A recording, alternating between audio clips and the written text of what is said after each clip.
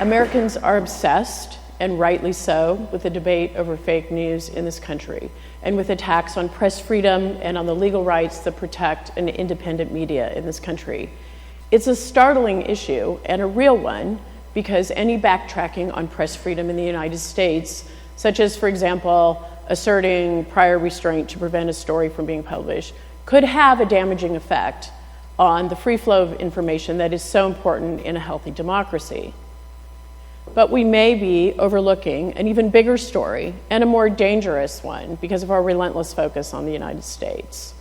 In recent months, in countries across the globe, we are starting to see and hear dangerous echoes and ripples of the debate over fake news in the United States in the form of direct attacks on independent journalists in some of these countries, in ways that seem very designed to suppress stories that countries don't want to have be told. And often they are using the same tactic of calling these fake news. Some of the stories are things like corruption and other issues that they don't want to be told. Many of these countries do not have the legal protections for journalists or the institutional protections or the strong and independent news organizations that America is blessed with. That means that these copycat attacks could be even potentially more harmful to the free flow of information globally and credible journalism that we all think is so vital to an improving world. Simply put, in many countries across the globe, governments are sort of dressing up their efforts to suppress media freedoms by using the words fake news in an effort to try to stop the types of reporting that they don't want on issues such as corruption, issues such as attacks against certain ethnic groups. Let's go through a couple examples of what I'm talking about. This is Poland. In Poland, journalists in recent months have been intimidated and attacked verbally because they were reporting on far-right groups that planned to attend and then did attend mass demonstrations around Poland's Independence Day. One of our reporters at the AP was attacked by a government official who accused her of using fake news and of trying to gin up a global disinformation campaign to make Poland look bad when she accurately reported on what was happening. These attacks happen both on state media and online, and in many instances they seem deliberately focused on trying to incite people against her. We did not have much recourse except to try to bring institutional pressure and international pressure against the government, and we did so quite robustly.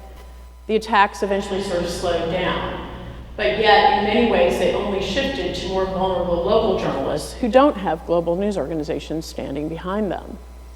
You may wonder why this seemingly sort of obscure situation has any relevance to you. Poland has a populist and democratically elected government, and of course in recent months it has struggled to address the legacy of the Holocaust and Nazism in Eastern Europe. It's my opinion that a strong flow of information and journalists who are not intimidated are critical to the future of democracy in Poland and to the outside world's ability to understand what is going on inside this country. Across the world, on the other side of the world in Malaysia, the government has long had repressive laws in place that are sometimes used against its critics. However, in recent months it has gone farther. It has passed a specific law that says that if you publish anything that the courts deem as fake news, you can be thrown in jail. This seems to be in response, the government is very worried about a very large corruption scandal that's going on and whether the prime minister might be involved. The government is now running ads, such as the one behind these two women, that specifically point out the types of stories and topics that people should not pay attention to and should not read or look at. Back in Europe, in the small country of Latvia, one of our business reporters was recently accused of promulgating fake news and again of trying to gin up a disinformation campaign against the country after we published a story about a top banking official who was accused of extortion and money laundering. Along with the story was this photo that we obtained from 2010, which showed the Latvian official at a Russian hunting lodge in the company of the head of a Russian tech company that was later sanctioned. The Latvian official called a news conference and accused us of staging or faking this photo. Later on, he changed his story and said that he was at the hunting lodge, but that he had not known any of the other people at the table.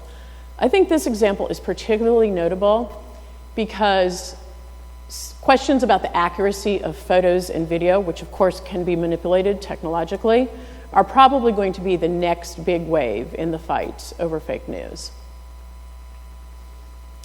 Perhaps the most troubling examples of this phenomenon, however, have occurred in Myanmar, where the government has labeled photos, video, and eyewitness accounts gathered by credible journalists as fake news.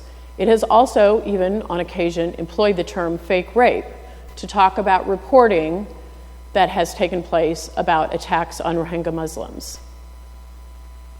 2 Reuters journalists, who are Burmese, were thrown in jail and faced possible long prison sentences because they had obtained and planned to report on some documents that showed the government's response to the attacks on Rohingya.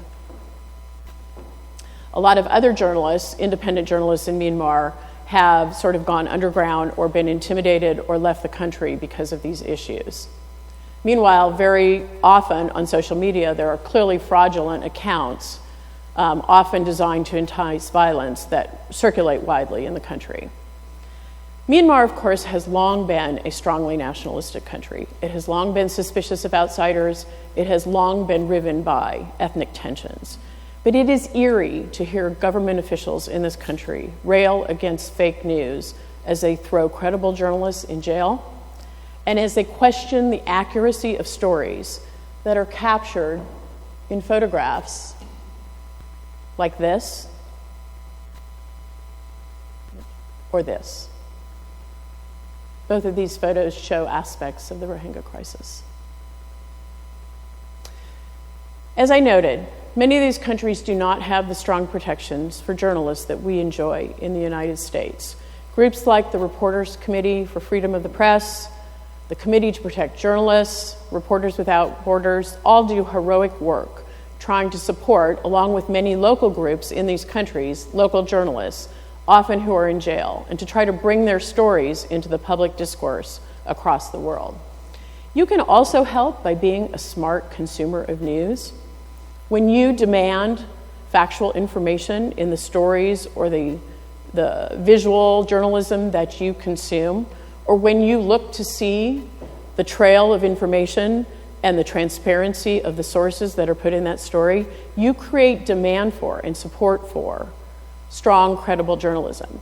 When you report or when you do a research paper at a university, you don't depend on third-hand sources. When you consume news, you should do the same thing. You should ask that the news organization either have on-the-ground reporting or that it be very transparent about where it got its information from. Anyone who thinks that the fake news rallying cry is on its way out is wrong. It is a much wider phenomenon and a much more dangerous phenomenon than we even realize in the United States. These attacks overseas, using this tactic, using the words fake news, are not getting the attention that they need. We must redouble our efforts to make sure that we are surfacing these issues and that we are trying our best to draw attention to and to stop these attacks on press freedom worldwide. Thank you so much.